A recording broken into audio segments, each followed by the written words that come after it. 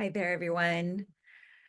I'm really excited to share with you some reflections, thoughts, and some support and resources to help you in your day-to-day life and your healing journey.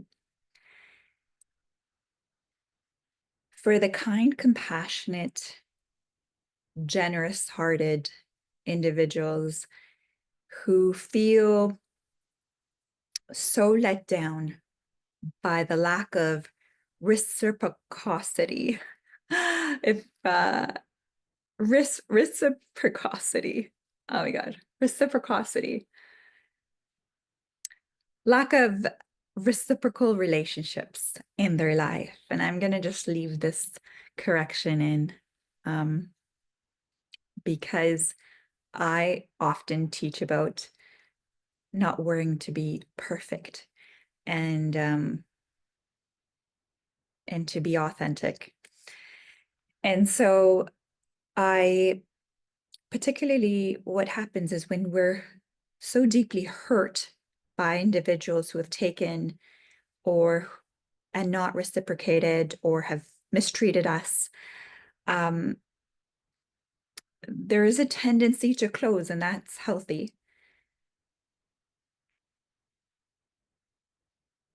But there is also a tendency to want to change yourself, to perhaps not be who you were before, to not be kind and to not be generous because of just the disappointment in this life you've received as a result of these characteristics. And I want to say that kindness is a very attractive quality. It is powerful. It is life transformative. It has the power to build others up. It has the power to maintain healthy, beautiful relationships and attract really amazing people to yourself. At the same time, it can also attract the wrong individuals. And the way to navigate through this is not changing who you are at the core, because you being aligned with who you are and your core values is where you live. It's where you find joy. It's where you find authenticity. It's where you feel goodness and can feel beauty and hope. All those things that mean so much. What needs to shift, however, is understanding, where did you learn that relationships is created to be a one-way stream, maybe of emotional giving, of being there without receiving that nurturing care in response. And potentially, what would it feel like if you were in a relationship or in a situation where there was that kindness that would and thoughtfulness that would that would reflect and go back and forth. You see, we can't form relationships with individuals who want to compete with us. You can't form relationships with people that want to put us in the one down position. But we can form relationships with individuals who are encouraging, kind, respectful of who we are, and sees us for who we are. But sometimes, somewhere along our life journey,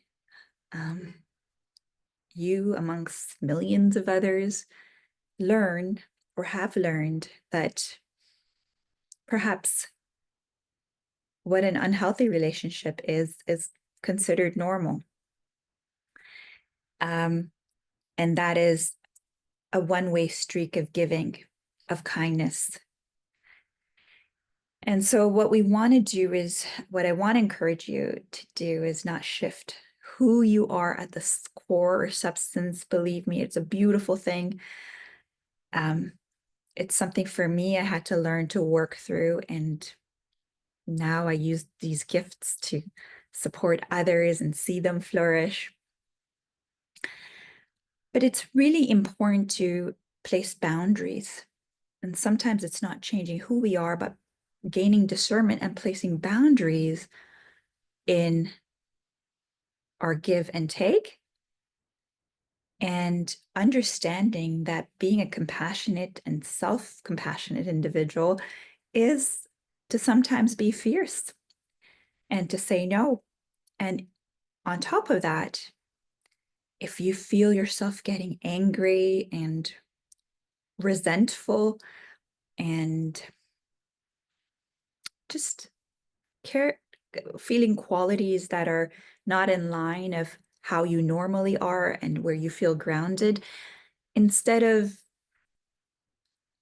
asking yourself, oh, or putting pressure on yourself, what do I need to do to become a better person so I don't feel this anger?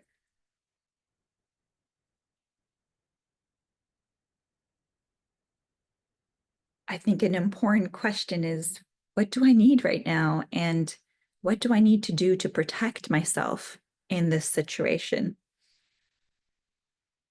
To understand what is the cause of anger, whether instead of judging yourself for feeling this way.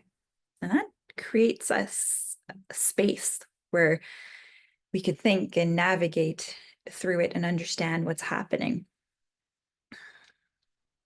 Lots I can go on to share, lots there, but often reflect between my client sessions and what I'm learning, and